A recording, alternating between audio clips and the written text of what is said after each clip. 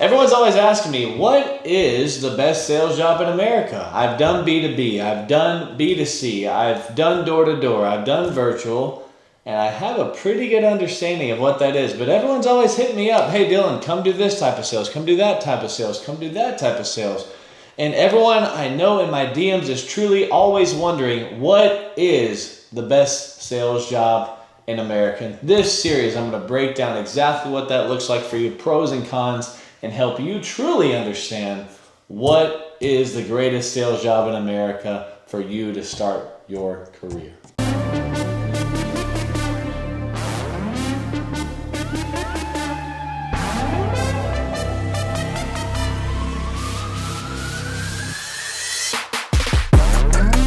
Welcome to episode 3 of the greatest sales job in America. Tonight, it's my favorite topic. We're talking about virtual sales. There's going to be 3 types of virtual sales job we're going to talk about. We're going to talk about SaaS, we're going to talk about credit card processing, and then we're going to talk about life insurance. Okay?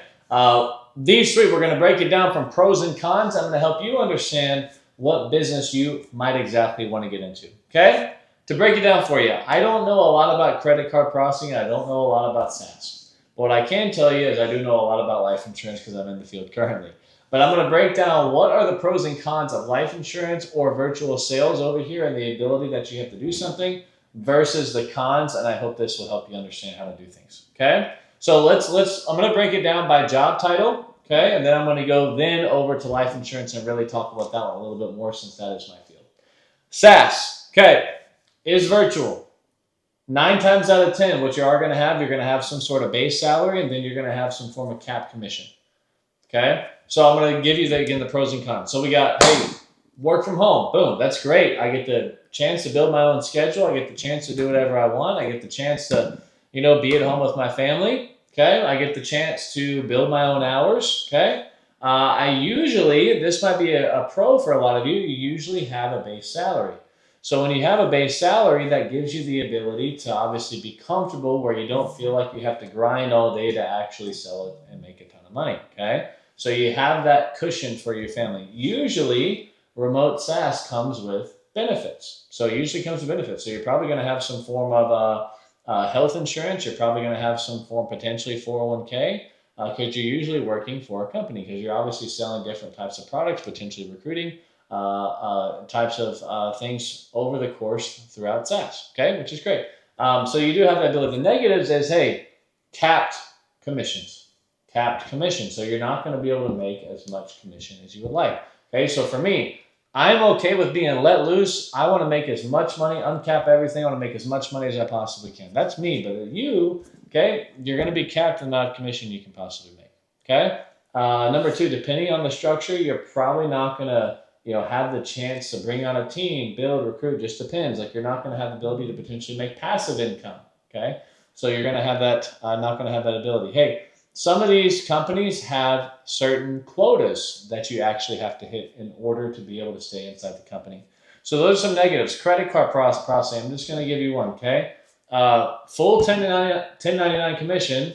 Other side is full 1099 commission, okay? And the reason why you get full side, some people, again, like I just mentioned, you can have the ability to have uncapped income, and then other people, like the ability to, hey, not be in 1099. Like they want to be able to make as much money as they possibly can. So that's a positive, and that's potentially a negative. So you have the ability to make as much money as you want, or you have the ability to obviously not make as much money as you want, depending on how much money you're going to work, but it's fully reliant on you. So that's both a pro and then obviously a con. Typically, what I found is you're calling these companies, businesses are obviously going to be on the phone, typically going to be a cold call type of position. So let's just go with a con on that one. So cold calling over here. Pro is you're not going to have to go door to door. Most of these companies, you actually end up going door to door. So you'll actually end up going door to door, and then, you're going to have to go away from your family and so forth. Typically, the commission rates aren't that high. So the negative to credit card processing isn't that high. Number 3, if you get on the whole with the business, usually they want some help, so they're usually going to buy the service. So it's a lot easier of a sales cycle on the pro side, okay, versus some of these other industries that we're going to chat about. So you have those 3. You have potentially 1099 could be a pro and con for you, okay? And then you have cold calling position, easier sales cycle. Okay, so you have both sides of there, so you can kind of look at that. Some great companies, you can just type in best virtual sales credit card processing companies out there to work for, and then you can find those out there on LinkedIn, okay, or even on the website or on social media. Life insurance, my favorite. Okay, let's really dive into this one. I'm going to list out the pros for you first, then I'm going to give you the cons. Pros for life insurance: make as much money as you want. Build a team and build it to $1 billion. Okay, you can build it as high as you want to build it. Okay, within that, there is no caps to how much money you can make. You have the ability to potentially sell your agency down the line, so you can sell and make a massive profit on it. Number 4, it's not all on your own. You're going under some other company that's really going to like teach you the ropes, teach you how to do certain things, really be a mentor and a guide behind you. There's typically, if you find the right agency, a lot of training that you can get into. So there's 4 or 5. Okay, you can get into a structure that actually raises your commission over time. There's another piece of it where they actually give you extra bonuses for just you and your job. But if you're in the right IMO or in the right marketing organization under insurance, they'll actually take you on free vacations. Okay, and the list can kind of keep going. Here's some of the negatives. If you find the right or you find the wrong organization to work for, you will be screwed. Number 2, it's very serious. You could do the job the wrong way and you could end up going to jail. Number 3, if you're in the wrong organization, you might not succeed based on the one that you choose. Number 4, chargebacks. If you don't have the right organization, you can end up $15,000 to $25,000 to $30,000 to $35,000 in debt. I've even seen upward to $100,000 in debt if you don't choose the right organization. Okay, so there's some positives and negatives for you. Obviously, it's a 1099 role. Since it's a 1099 role, again, everything is uncapped for you. You're going to make 9 months up front. Okay, then you're going to make the remaining 10 to 12 months on the back end. Okay, there's some companies out there that just pay you a salary. That's fine, but that's called an LOA model. So that's a license-only agent. Okay, that means, just to give you a little bit of a understanding, that person's going to pay you a salary of $5,000.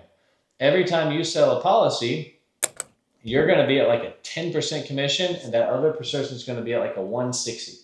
When you're at a 10 and a 160, they're making 150% comp off you. So if you sell a let's call it a $200 policy where the person should be making like probably $2,000 to $3,000, if you just sell one policy off that, they make your money back. And if you sell 30 policies a month, they're going to go absolutely berserk. They're going to make probably 30 to 40 grand just off of you due to your contract level, but at the same time, how much they're paying you for you as a salary. Okay, so good leads, vital to obviously success, and then obviously the person that's at the top of that hierarchy there in that LOA model. Okay, being a part of an IMO is a broker model. Okay, we're going to talk about the difference between broker and captive model. Okay, the broker model, you have the ability to work with 15 to 20 to 30 to 40 to 50 different companies.